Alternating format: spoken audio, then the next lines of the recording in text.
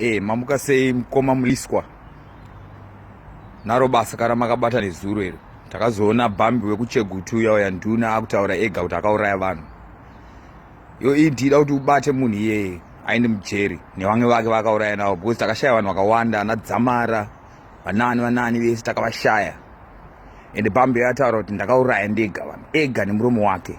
Havasitomboda investigation, havasitomboda chii, ungotora munhu nekuvharira munhu. Handiti ka asi vaunza zvokunzi hanzi azopinda azobuda ne5 days, ma5 days sentences at squad. This is a murder according to him. Akauraya vanhu, saka ngaasungwe munhu iyeye.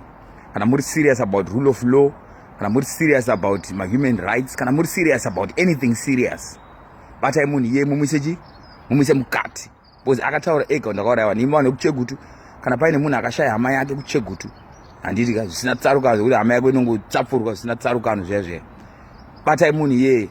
Handiti ka batai mapatsi ataure kuti akaisa kupi vanhu ivavo.